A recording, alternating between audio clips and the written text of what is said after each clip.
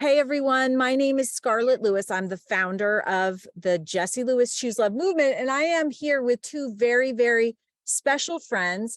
We are honoring Autism Awareness Month, which is the month of April every year. This is April 2023, and I am with Judy and Lyle. Thank you so much for being with me Thank today. you for having us. Yeah, Thank you for having me. absolutely, Lyle. Thanks so much for having the courage to be here with me and to share. It's a really important conversation, and we just want to have people become more aware of autism and what it's like to live with it, and what we can do as a society to better serve people with autism. You're the Agreed. Yeah, so Agreed. you are Lyle's mom, Mm-hmm. and you have lived with Lyle and autism for decades now.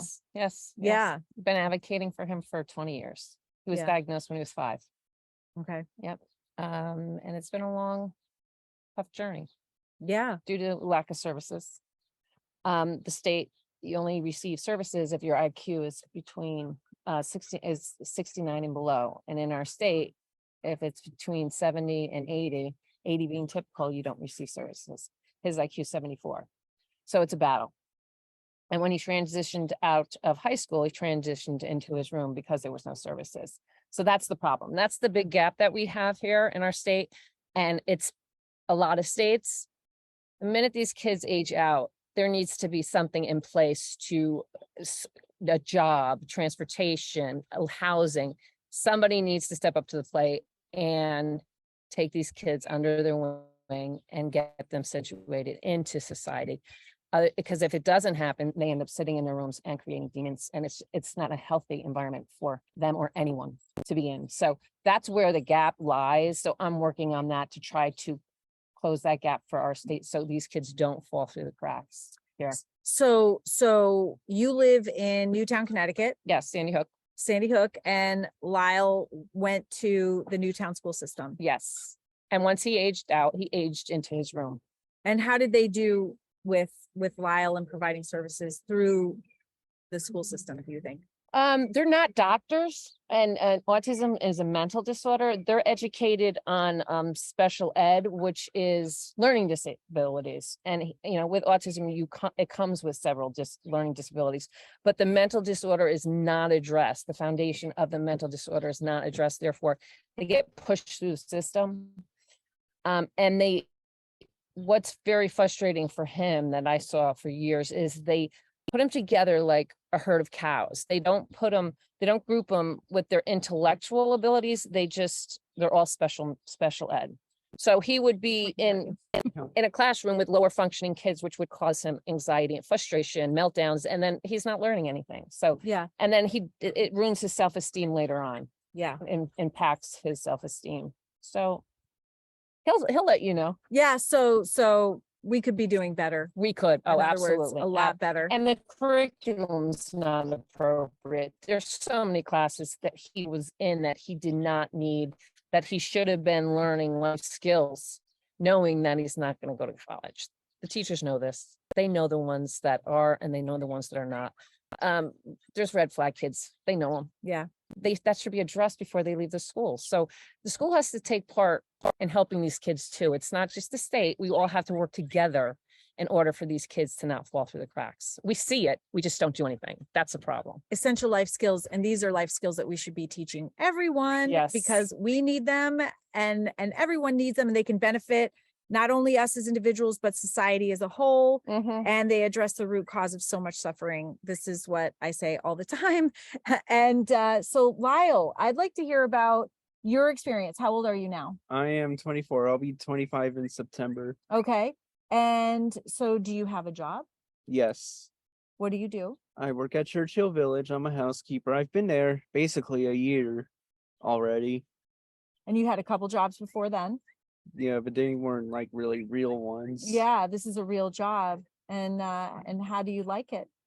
It's all right. It can be stressful and too much at times. Yeah. But I love the people there, so. Oh, that's nice. That's what makes it, right? That's why I'm still staying, Yeah, that's awesome. because I can't just leave them. Yeah, At least, yeah, I can't leave them yet. yeah. No, I'm glad that you like it. You told me that you liked it before. That's really good. So you graduated when you were 21 from high school. Is that right? I graduated in 2017. Okay, 17 18, when he was 18. when he was 18. So then he stayed into the school system till he was 19, only because he signed himself out.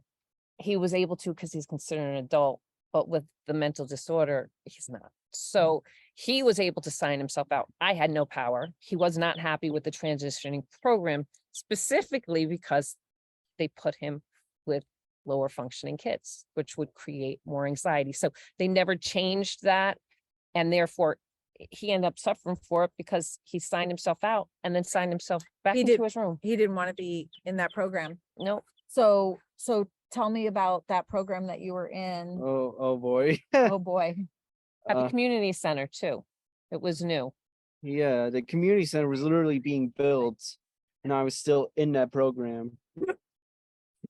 And so tell me about the program that you didn't want to be in. Why didn't you want to be in that program? Because like more than half of the people I hated, they were annoying. Yeah, why were they annoying?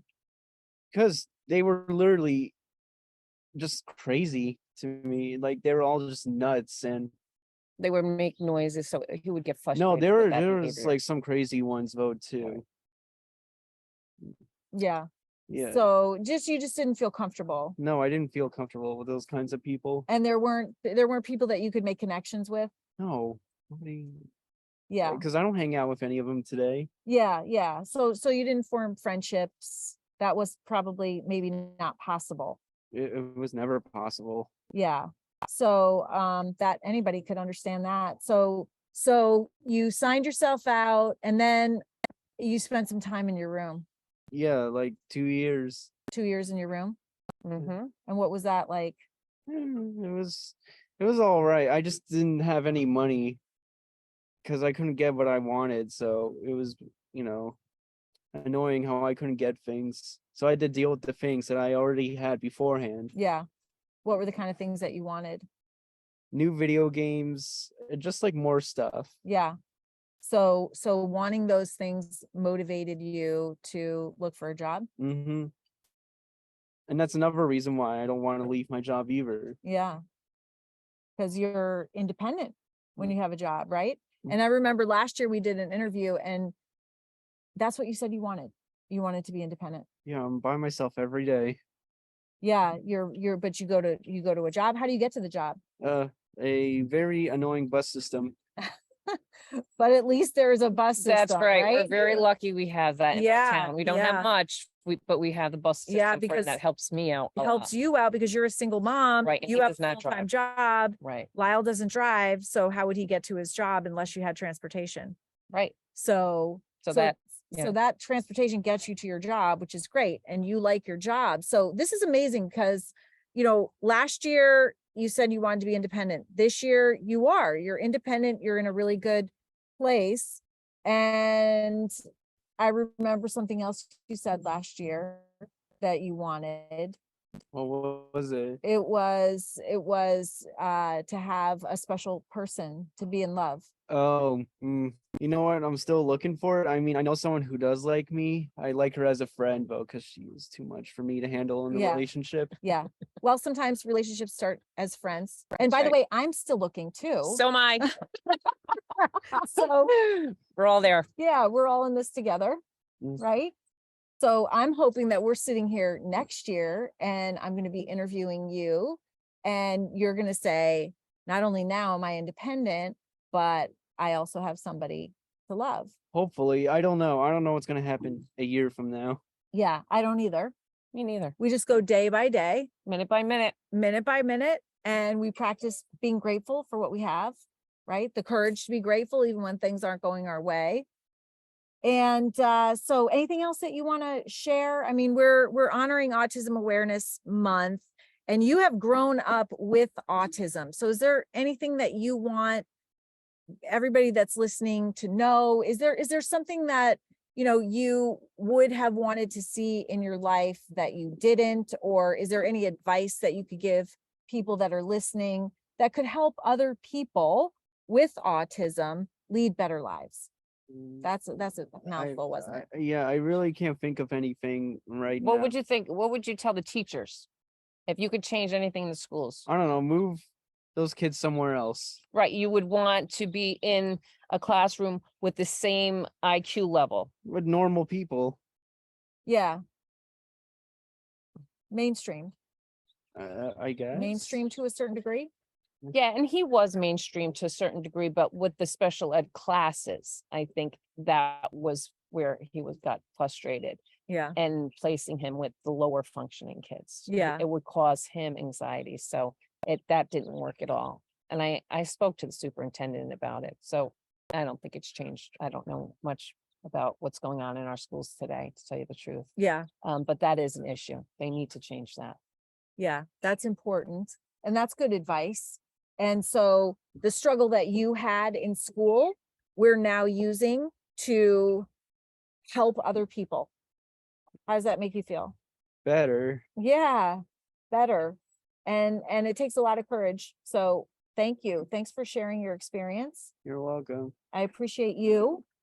Thank you. Thank you. And thank you, Judy, Thank for sharing your experience. I know there are a lot of people out there that are listening, learning, because we have to advocate for ourselves. Mhm. And it's really important that we do, that we have a voice. I mean, not many people are as strong and courageous as you are to be able to, really speak out and advocate for your child, but that's really an important part of the process. But after what happened here and your son being lost with the tragedy, it should have been done 10 years ago. We did nothing. We did nothing for autism. If anything, we ignored it even more. And that we have to go back and say to ourselves, we failed two of our community members. We Oh, didn't- wait, more than that. But anyway, We didn't win an award here. yeah, We didn't do anything to help these kids. Yeah. So I opened my mouth and I said, this has got to end. We need to get the help for these kids and not allow them to sit in their rooms, get them the services they need. yeah, Years ago, we had Southbury Training School, we had Fairfield Hills, yeah, that these kids were productive. It was an institution no different than our colleges today, no different. They had a job, they had friends, they had somewhere to stay. The parents had their own lives. If something happened to the parents, the adults were taken care of. We don't have any of that today. We have the facilities, they're just shutting them down. That needs to stop. We need to reopen these facilities and give these kids, these young adults, the opportunity to be successful in society. And without that, it's left up to the mother, the police department. mhm. Which is why they're big advocates of Exactly. autism awareness. Big advocates with me, Right. your neighbors. It shouldn't be. My daughter, she's typical. She could go to college. Okay, we pay for it. She goes to college. Him, where's he going? In his room. I had it. He got the job because I Except- knew everybody there. Yeah, except he's got a job. He has a job, but Yep. that was hard too. It wasn't, it's not Yeah. easy. No, I know that you went through multiple places until you found the good job. I'm so Yeah, proud and of they you. weren't real jobs because I couldn't keep the money. And I didn't even get paid that much anyways, like $20, and I couldn't even keep it. Yeah, So if we had a system like that, there would be no gaps. It Yeah. would just transition right into Fairfield Hills or whatever facility we have. yeah. We need to really start doing the right thing and not just what's easy. And here's the other thing that I noticed. We need to have the courage to learn from our mistakes. If we don't acknowledge the mistakes, then we can't learn from them. And that takes a lot of courage. Yeah. The Choose Love formula starts with courage. Courage is like a muscle, we can practice it, but we really need to start taking responsibility for what is going on in our communities with our kids. And we need to have the courage to be responsible, to be able to be part of the solution, because there's lots of suffering that's going on. And we all have the ability to practice compassion to ease that. Right. It's really necessary. First, acknowledging our mistakes. We made mistakes in Sandy Hook. And we haven't necessarily put, after a decade, what is needed in place. First of all, we didn't acknowledge all the mistakes. And secondly, we haven't corrected them. We have not put in a protocol to correct them. And we need to do that so Yes. that we could not only change it here, but change it going forward. So And you, as you know, as I have been, we read the report. Not a lot of people read the Sandy Hook tragedy report. We did. I read it. I know police work and I know autism. So at the end of the report, it stated the kid fell through the cracks. So I don't know why anybody didn't see that. We did. It was my son's mental disorder. These were my friends. And I said, where's the help? I'm asking, where's the help for kids like my son?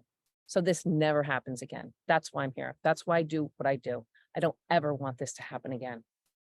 same. We're on the same team. Lyle, thank you so much. Thank you for having us. Thank you. Yeah, thank you. And thanks everybody for honoring Autism Awareness Month in April. Please do something positive for Autism Awareness Month. And when you love and appreciate and put out nurturing, healing love, that's what you get back. So we are looking to make this world a better place, and we need your help. Thank you so much for choosing love, and we will see you next time. Can you make a heart? Okay. Yay.